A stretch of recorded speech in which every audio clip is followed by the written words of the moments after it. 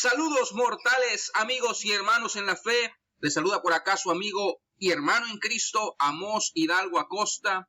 Y en esta hora quiero hacer una breve cápsula acerca de una información sumamente importante. Y yo te invito a que me acompañes en este tiempo para descubrir una de las razones importantes por las cuales se escribió, por ejemplo, el Nuevo Testamento en el idioma griego y no en el arameo, que era la lengua que hablaba Jesús. Hablemos entonces de las diásporas judías en el primer siglo. Así que sin más, vamos para allá. En el primer siglo, para el tiempo de la era cristiana, cuando se estaba desarrollando la iglesia, existían en el mundo dos diásporas judías, la diáspora oriental y la diáspora occidental. Importante, había dos diásporas, la oriental y la occidental en el primer siglo. La diáspora oriental tenía como su centro la ciudad de Babilonia, hoy actualmente Irak. Era una diáspora que se consideraba a sí misma hebrea o muy cercana a la vida palestinense. Mantenía toda su cultura y lengua aramea. Había judíos que no habían regresado del exilio y que se habían quedado en Babilonia. Había judíos de las tribus del norte como fruto del exilio asirio.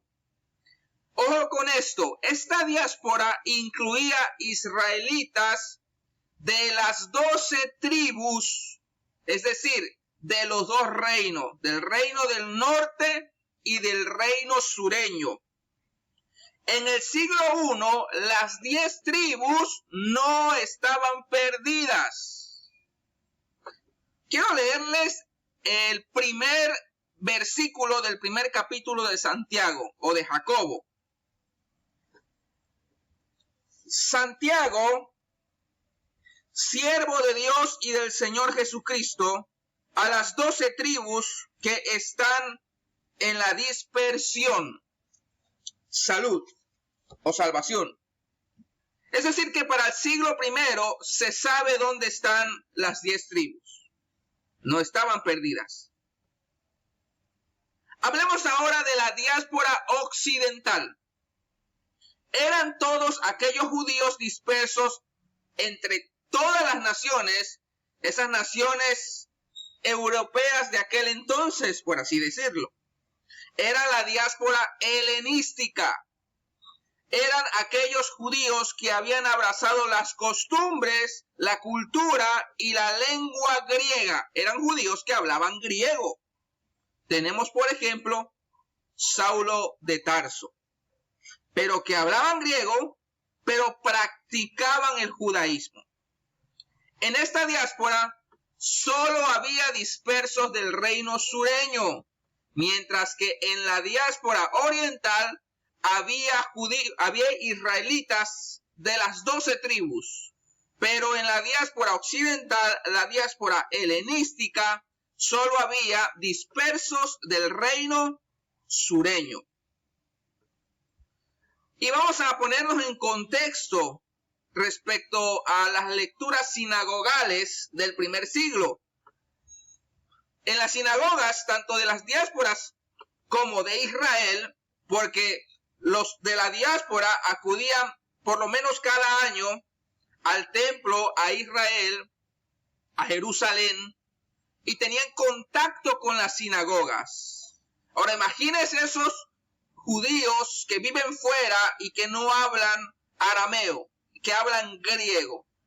Tienen que llegar a una sinagoga y en las sinagogas habían lecturas que se hacían de esta manera. La primera porción que se leía era en un hebreo tradicional, que para ellos era considerado como una lengua sagrada, una lengua especial. La segunda lectura era en una traducción parafrástica en arameo. Estamos hablando que aquí está presente esta diáspora oriental. Y una tercera lectura venía después, que era una porción en griego, que podría ser con la Septuaginta, que era la Biblia hebrea en griego, o con cualquier otra versión. Recordemos que la diáspora oriental hablaba arameo, mientras que la diáspora occidental hablaba griego.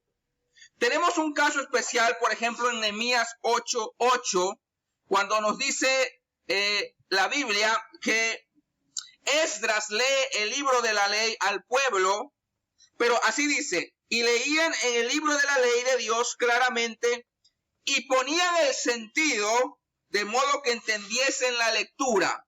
Es interesante que con Esdras se lleva a cabo esta misma dinámica, porque se le lee en hebreo, pero se le traduce en arameo, porque se entiende que el pueblo ya no hablaba y ya no entendía el hebreo, sino que ellos tenían por lengua común el arameo. Por eso las sinagogas tenían estas tres lecturas en tres idiomas diferentes.